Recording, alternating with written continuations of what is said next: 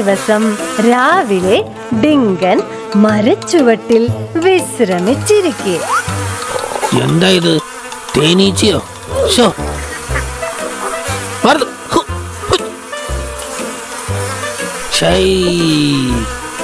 ശല്യായല്ലോ ഇത്, വല്ലാത്ത ശല്യായല്ലോ ഇത്. ഫുള്ള് തേനീച്ച, മാറി നിക്കടാ. ഹായ് ഡിങ്ക, അല്ല ഈ വടി എന്തിനാ? ഇതൊന്നും നിനക്ക് പറഞ്ഞാ മനസ്സിലാവില്ല. ചില സാഹചര്യത്തിൽ തേനീച്ചകളെ ഓട്ടിക്കാൻ കരടികൾ ഉപയോഗിക്കുന്ന ഒരു തന്ത്രമുണ്ട് കുഞ്ഞിക്കിളി. ഇവൻ ഇതെന്തു പറ്റി? രാവിലെ തന്നെ എന്തൊക്കെയോ പറയുന്നല്ലോ. ശരി, ഇങ്ങോട്ട് വായോ. ഇനി എന്തൊപ്പിക്കാനാണാവോ? രാവിലെ രണ്ടും കൂടി ഇറങ്ങിയിട്ടുണ്ട്, കണ്ടറിയാം. ഇത് കൊള്ളാമല്ലോ ജിങ്ക, കുറെ പെടക്കന മീനുണ്ട്. ഇതെന്താ പെട്ടെന്ന് ഒരു മഴ? ഇതെന്തു പറ്റി? അങ്ങനെ ഓസോ മീൻ പിടിക്കുന്നതിനിടെ കാല് തെന്നി വീഴുകയും കുരുക്കിൽ പെടുകയും ചെയ്യുന്നു. അയ്യോ,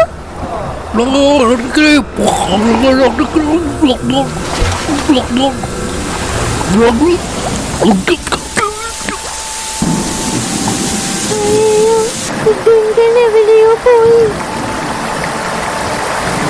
ഇത് കരഞ്ഞിരിക്കാനുള്ള സമയമല്ല. ബുദ്ധിപൂർവം എന്തെങ്കിലും ചെയ്തേ പറ്റൂ. കൂട്ടുകാരി. അങ്ങനെ കുഞ്ഞിക്കിളിയും കൂട്ടുകാരും മരം കൊത്തി കൊത്തി തള്ളി നദിയുടെ കുറുകെ ഇടുന്നു. കുഞ്ഞിക്കിളി ഉള്ളതുകൊണ്ട് ഒരു മരം കിട്ടി. ഭഗവാനെ, എങ്ങനെയെങ്കിലും രക്ഷപ്പെടണം. അങ്ങനെ ഡിങ്കൻ ആ മരത്തിൽ പിടിച്ച് വെള്ളത്തിൽ നിന്നും കരയ്ക്കടുക്കുകയും രക്ഷപ്പെടുകയും ചെയ്യുന്നു. മുതലമടക്കാട്ടിലെ ഒരു ദിവസം. ഓസോ, എടാ, നിനക്ക് ഈ കാട്ടിലെ നദിയിലേക്കുള്ള എളുപ്പവഴി അറിയാമോ? പിന്നെ മര്യാദക്കുള്ള വഴിയേ എനിക്കറിയില്ല, എന്നിട്ടാണ് ഇപ്പൊ ഷോർട്ട് കട്ട്.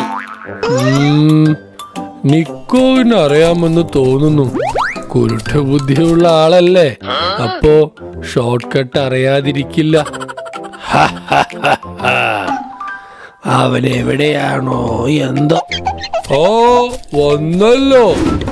100 ആയുസാ നിനക്ക്. ഇപ്പൊ നിന്നെ പറ്റി പറഞ്ഞതേ ഉള്ളൂ. നിങ്ങൾ പറയുന്നത് ഞാൻ കേൾക്കുന്നുണ്ടായിരുന്നു.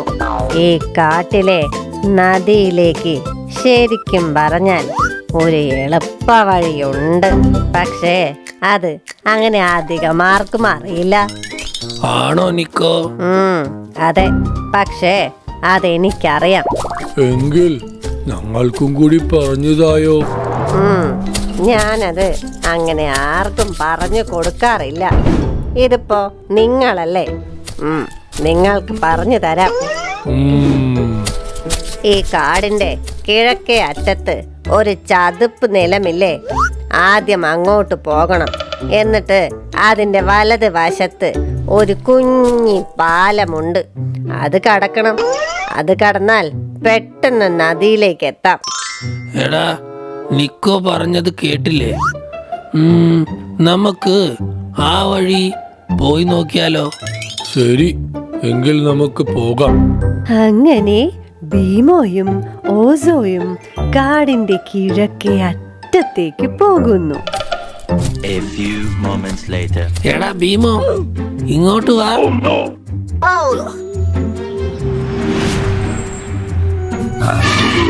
സോറി മിസ്റ്റർ ഭീമോ, ഇങ്ങോട്ട് വായോ. അത് നല്ലത്. അങ്ങനെ മുന്നോട്ട് നടന്നു കൊണ്ടിരിക്കെ അവർ ഒരു ചതുപ്പു നിലം കാണുന്നു. അവർ ആ ചതുപ്പു നിലത്തിന്റെ അടുത്തു പോകുന്നു. അയ്യോ രക്ഷിക്കണേ. അയ്യോ ഓസോ, ആരെങ്കിലും വരണേ.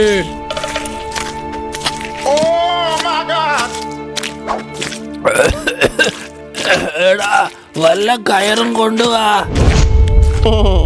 ഇത് കാണുമ്പോൾ രോമാഞ്ചം രോമാഞ്ചം. കഴിഞ്ഞ ആഴ്ച ഈ മിസ്റ്റർ ഭീമോവിനോട് ഒരു പഴം ചോദിച്ചതാ. അപ്പോ ഓസോവിന്റെ ഓരോ കുരുത്തിരിപ്പുകൾ. കുറച്ചു നേരം ചതുപ്പ് നിലത്തിൽ കിടന്നപ്പോ അവന് ബുദ്ധി വെച്ച് കാണും. ഇത് പിടിക്കടാ.